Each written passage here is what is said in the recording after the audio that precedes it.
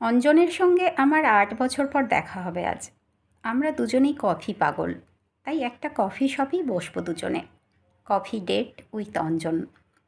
নিজের মনেই আউড়ে নিলাম আর হাসলাম। ৩টে নাগাদ বেরিয়ে পড়ব ঠিক করেছি। ৪টে নাগাদ রুবির মোড়ে দেখা করব, তারপর কফি কোথায় খাবো ঠিক করে নেব। অঞ্জন আর আমি বিদ্যাসাগর কলেজে পড়তাম, জুলজি অনার্স। সেটা ছিল ২০০০ সাল। পাশ করে বেরোনোর পর চুটিয়ে প্রেম, আর তার সাথে সিনেমা, আড্ডা, ওদের বাড়ি আমার যাওয়া, আমার বাড়ি ওর আসা, এসব ভালোই চলছিল। এরই মধ্যে আমার বাবা অফিস ফেরত একদিন অসুস্থ হয়ে পড়লেন। হাসপাতাল, বাড়ি এইসব করতে করতে ২ মাস কখন যে চলে গেছিল খেয়াল করিনি। অঞ্জন কলকাতা বিশ্ববিদ্যালয়ে মাস্টার্সে ভর্তির সুযোগ পেল, কারণ ওর নম্বর খুব ভালো ছিল। কম নম্বরের কারণে আমার হলো না।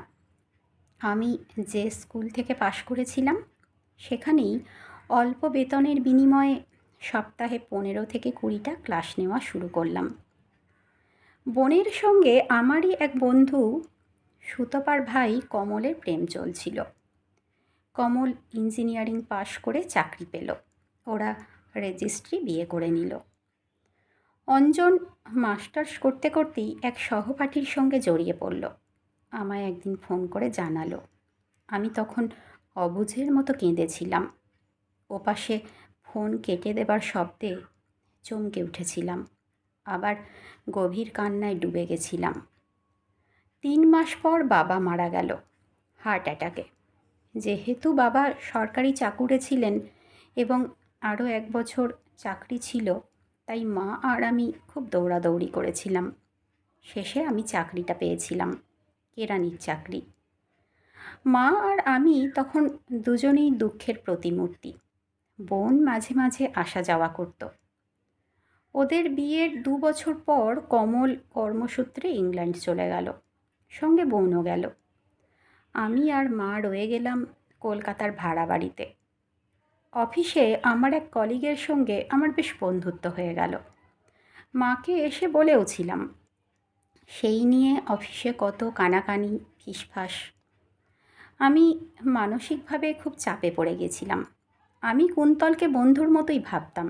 অবশ্য ওর তরফ থেকে একটু বেশি কিছু ছিল, বুঝতে পারতাম, কিন্তু পাত্তা দিইনি। মাও বেশ বুঝতে পারছিলাম আমার চিন্তায় সর্বদা মনমরা হয়ে থাকতো। মাকে খুশি করতেই আমি আবার গানের চর্চা শুরু করলাম। মাও আমার পাশে এসে তখন বসে থাকতো। আমি বুঝতে পারছিলাম এই অফিসে আটকে থাকলে হবে না। আরও ভালো কিছু চাকরির জন্য পড়া শুরু করে দিলাম। ইউনাইটেড ব্যাংকে চাকরি পেয়ে গেলাম। মা তো মহা খুশি।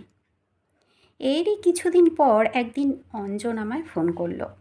আমি ইচ্ছে করি ফোনটা তুললাম না। মা দেখেছিল, কিন্তু দেখলাম ফোনটা না তোলায় মা খুব খুশি। এইভাবেই আরও ২-৩ মাস কাটল। বোন একদিন ফোন করে মাকে জানালো কমল ও দেশে অন্য একটি মেয়েকে বিয়ে করবে ঠিক করেছে, তাই ওদের ডিভোর্স হবে। ও বাড়ি ফিরে আসতে চায়। মা বলল, বাড়ি আয়, কিন্তু এখানে থাকা যাবে না।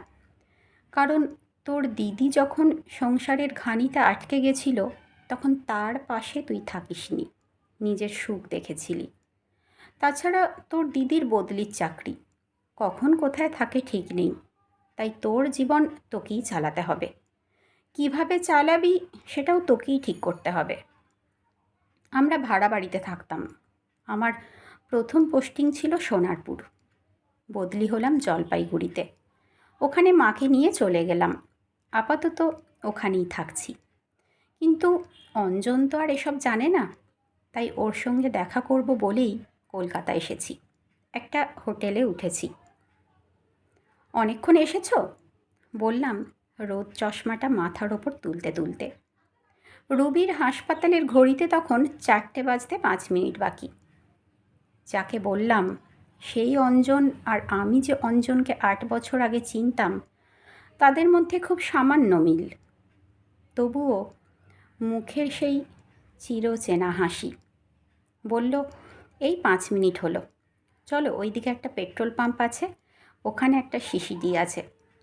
দুজনে চললাম সেই দিকে। আমার স্ত্রী মারা গেল গত মাসে, ক্যান্সার। আমি চমকে উঠলাম, মনে খুব দুঃখ পেলাম, মুখে বললাম, ওহ খুব দুঃখের। সুনয়না না তোমার স্ত্রী ছিল? না, রীতা। ও আমার ইউনিভার্সিটির জুনিয়র ছিল, 1 বছরের, ইতিহাসের। আমি স্তম্ভিত, মনে তখন প্রবল রাগ মাথা তুলছে। কফির অর্ডার দিয়ে সে অঞ্জন বসল। তোমায় আর একদিন ফোন করেছিলাম, তুমি ফোনটা ধরোনি। আমি বললাম, ও তাই, আসলে সংসারের 5 কাজে ব্যস্ত থাকি তো। বর বাড়িতে থাকলে দুজনে অনেকটা সময় চলে যায়, তাই ধরে উঠতে পারিনি। উনি কোথায় আছেন? শুকনো মুখে অঞ্জন জিজ্ঞাসা করল। আমি বললাম, ব্যাংকে। আজ ওদের কোনো একটা গেট টুগেদার আছে, তাই আমি আসতে পারলাম। ও, আমি জানতাম না তোমার, বলে চুপ করে গেল অঞ্জন। আমি হেসে উঠলাম, লম্বা এক চুমুক কফি খেলাম। কেন অঞ্জন, তুমি কি ভেবেছিলে তুমি ছাড়া আর কেউ নেই আমায় বিয়ে করবার? অঞ্জন শুকনো মুখে বলল, না মানে আমাদের মধ্যে তো সব কিছু হয়ে গিয়েছিল। কেন, তুমিও তো তারপর আরও অনেকের সঙ্গেই জড়িয়ে গেছিলে, তারপরও তো তুমি বিয়ে করেছিলে। অঞ্জন থতমত খেয়ে চুপ করে থাকল। ওর তোবড়ানো গাল, ওর গলার উঁচু হয়ে বেরিয়ে ওঠা হাড়, ওর হাত কাঁপা, সব কিছু আমার মনে তীব্র করুণার উদ্রেক করছিল। বললাম, ফোন করেছিলে কেন আগের দিন? বলল, একটু টানাটানি যাচ্ছিল। একটা স্কুলে চাকরি করি তো, তার ওপর ওই রোগ হলো রিতার, আমি পুরো নিঃস্ব। আমি বললাম, ও টাকা চাইতে? ও বলল, না না, একটু সঙ্গ, নিদারুণ একাকিত্বে মরে যাচ্ছি। আর তোমার সঙ্গে তো অন্যায়ও করেছি, তার জন্য ক্ষমা। আমি উঠে দাঁড়ালাম কফিটা শেষ করে। বয় এলো, টাকাটা দিয়ে দিলাম টিপসহ। মাথা নেড়ে বললাম, আসি অঞ্জন, আর হ্যাঁ, ফোন করো না যেন আর কখনো। লম্বা পা ফেলে বেরিয়ে এলাম। 2-4 ফোঁটা করে বৃষ্টি শুরু হলো। মাকে ফোন করলাম, মা আমি রাতেই বাড়ি ফিরছি, চিন্তা করো না।